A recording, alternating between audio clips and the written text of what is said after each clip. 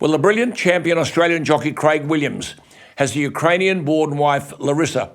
They have constantly revealed their personal heartache at the situation in Ukraine, and they set up an appeal last year to raise funds for first aid trauma kits and other supportive equipment. Craig Williams is a multiple Group 1 winner. Now, for those of you not interested in racing, that's the gold medal.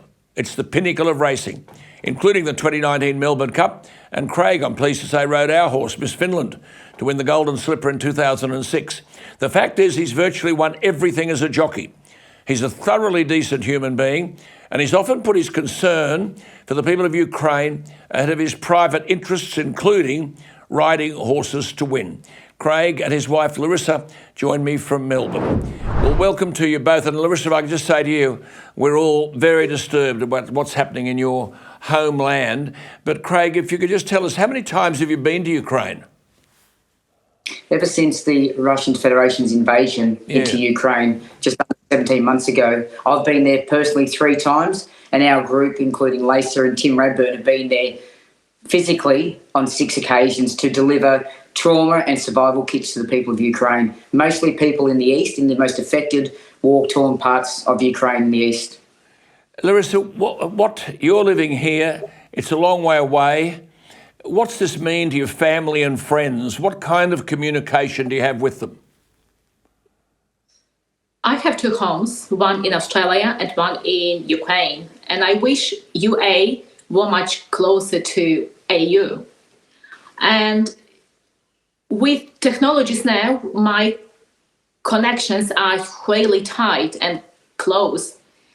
And especially in last 18 months, we keep eye on everything what's happening. And we know all the latest news, what's happening there, good or bad news. We are living in one world now. And when we talk about Ukraine, we are not talking about country far away. We talk about home. Yes. We talk about my home, our home. Yes. It's not some countries what is 1,500 kilometers away. It is a home. We talk about home. I understand. See, we've got some video here in a moment, but Craig, what has been your longest stay during one of these missions? 4 weeks ago, we were in Ukraine for 2 weeks, and we even went into the capital, Kiev, to see our group, Sprava Gramad, and they took us to places called Irpin, Hostomel and Bucha, which has now been officially that the Russian Federation and the leader, President Putin, is a war criminal due to the horrific burial murders of civilians. There's no doubt about that. There's no doubt about that. I mean, when you were there, there's no doubt about that, a war criminal. That's the best you can say about him. He's a butcher. Did you feel safe? I'm talking to Larissa about this because she knows the geography of the place very well. Did you, Craig, feel safe?